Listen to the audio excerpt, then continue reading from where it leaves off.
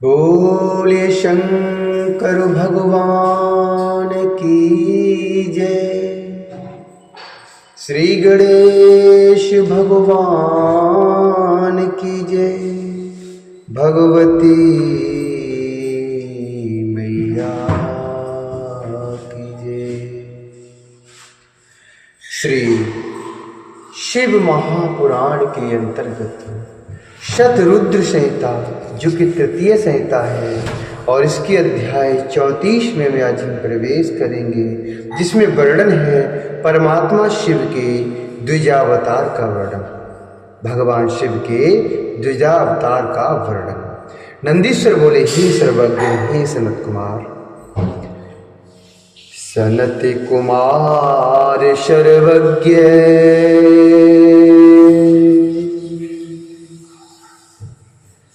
सनत कुमार सर्वज्ञ, शिवस्य परमात्मनः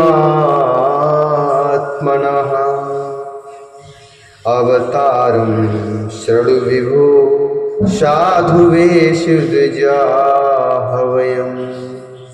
अवतारं शृणु विभो साधुवेषु द्विजाहवयम्। मेना हिमालयोर्भक्तिं शिवे ज्ञात्वा महोत्तमाम्। मेना हिमालयोर्भक्तिं शिवे ज्ञात्वा महोत्तमाम्। चिन्तामापुः शूराः सर्वे मन्त्र्यामाशुरादरात्। चिन्तामापुः सुराः सर्वे मन्त्र्यामाशुरादरात्। एकान्तु भक्त्या शैलश्चेत् कन्यां दास्यति शम्भवे। ध्रुवं निर्वाणितां श्रद्धा सम्प्राप्स्यति शिवशिवे। नंदीश्वर बोले, हे सर्वज्ञ, हे सनत कुमार, अब साधु वेश धारण करने वाले ब्राह्मण के रूप में परमात्मा शिव का जिस प्रकार अवतार हुआ, आप उसे ध्यान से सुने। मेना और हिमालय की शिव में उत्कट भक्ति को देखकर देवताओं को बड़ी चिंता हुई। मेना और हिमालय की शिव में उत्कट भक्ति को देखकर देवताओं को बड़ी चिंता हुई और उन लोगों ने आदर पूर्वक परस्पर मंत्रणा की।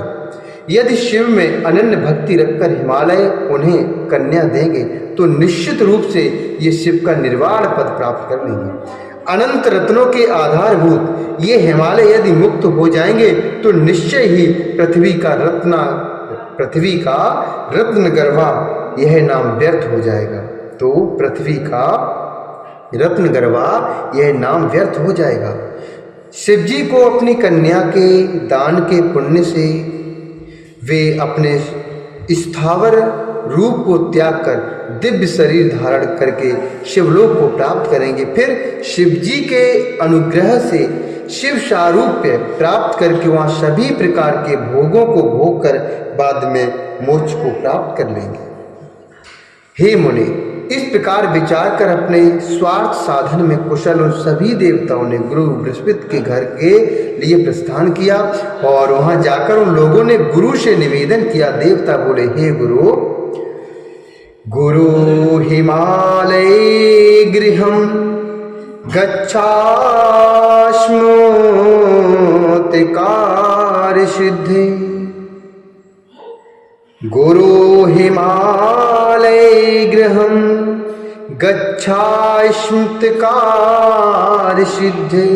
कृत्वा निन्दां महेशस्य गिरिभक्तिं निवारे। कृत्वा निन्दां महेशस्य गिरिभक्तिं निवारे। स्वश्रद्धया श्रुतां दत्त्वा शिवाय सा गिरिर्गुरु। लभेत मुक्तिमत्रैव धरण्यां सहि तिष्ठतु। देवता बोले, हे गुरु, आप हम लोगों का कार्य सिद्ध करने के लिए हिमालय के घर जाइए और शिव जी की निंदा करके हिमालय के चित्त से शिव के प्रति आस्था दूर कीजिए। हे गुरु, वे हिमालय श्रद्धा से अपनी कन्या शिव को देकर मुक्ति प्राप्त कर लेंगे, किंतु हम लोग ऐसा नहीं चाहते। हमारी इच्छा है कि वे यही पृथ्वी पर रहें।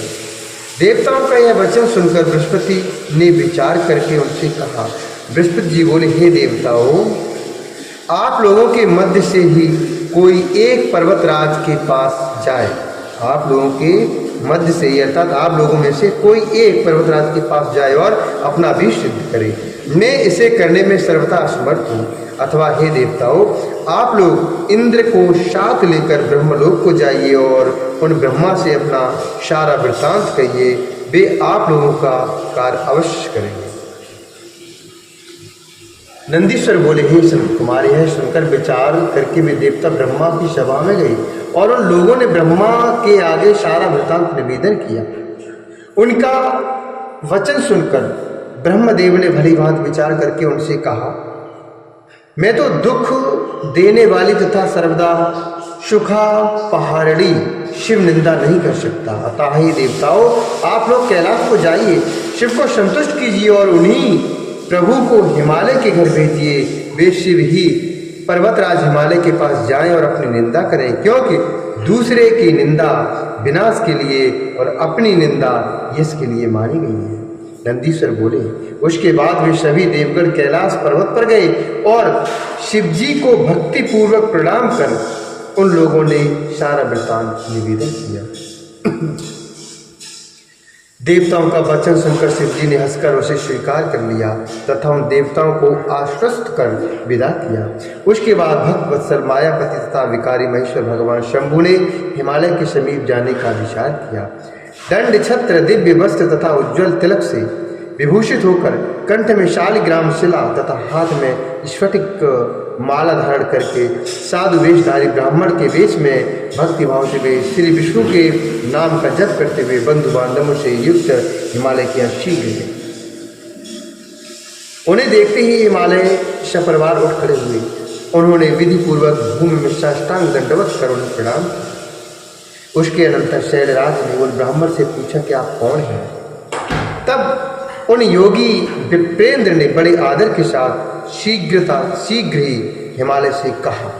साधु द्विज बोले, हे शैलराज, साधु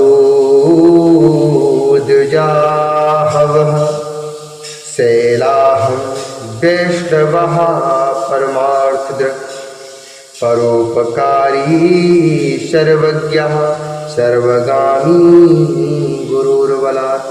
साधु जी बोले, हे शैलराज, मेरा नाम साधु द्विज है। मैं मोक्ष की कामना से युक्त परोपकारी वैष्णव हूँ और अपने गुरु के प्रसाद से सर्वज्ञ तथा सर्वत्र गमन करने वाला हूँ। हे शैल सत्तम, मैंने विज्ञान के बल से अपने स्थान पर ही जो ज्ञात किया है, मैंने विज्ञान के बल से अपने स्थान पर ही जो ज्ञात किया है उसे प्रीत पूर्वक आपसे कह रहा हूँ। आप पाखंड त्याग कर उसे ध्यान से सुनिए।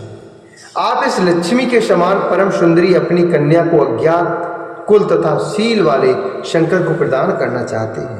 हे शैलेंद्र, आपकी यह बुद्धि कल्याणकारिणी नहीं है। हे ज्ञानियों में श्रेष्ठ, हे नारायण कुलोद्भव, इस पर विचार कीजिए। हे शैलराज, आप ही विचार कीजिए। उनका कोई एक भी बंधु बांधव नहीं है, उनका कोई परिवार जन नहीं है। आप इस विषय में अपने बांधवों तथा अपनी पत्नी मेना से पूछिए। आप पार्वती को छोड़कर यत्न पूर्वक मेना आदि सबसे पूछिए, क्योंकि हे शैल, रोगी को औषधि अच्छी नहीं लगती, उसे तो सदैव कुपथ्य ही अच्छा लगता है। मेरे विचार से पार्वती को देने के लिए शंकर योग पात्र नहीं है। मेरे विचार से पार्वती को देने के लिए शंकर योग्य के पात्र नहीं है। इसे सुनने मात्र से बड़े लोग आपका उपहास ही करेंगे। वे शिव तो निराश्रय, संग्रहित कुरूप गुण रहित अव्यय शमशानवासी भयंकर आकार वाले सांपों को धारण करने वाले, दिगंबर भस्म धारण करने वाले, मस्तक पर सर्पमाला लपेटे हुए, सभी आश्रमों से परभ्रष्ट तथा सदा ज्ञात गति वाले। ब्रह्मा जी बोले, अनेक लीलाएं करने में कुशल, शिव जी इस प्रकार शिव निंदा युक्त सत्य सत्य वचन कहकर शीघ्र ही अपने स्थान को चले गए। ब्राह्मण की कही गई अप्रिय वचन को सुनकर दोनों का स्वरूप विरुद्ध भाव वाला एवं अनर्थ से भरपूर हो गया और वे विचार करने लगे कि अब हमें क्या करना चाहिए। इस प्रकार रुद्र ने भक्तों को प्रसन्न करने वाली महान लीलाएं की और पार्वती के साथ विवाह कर देव कार्य संपन्न किया। हे तात, हे प्रभु, इस प्रकार मैंने देवगणों का हित करने वाले साधु वेशधारी द्विज नामक शिव अवतार का वर्णन आपसे किया है। यह आख्यान पवित्र स्वर को प्राप्त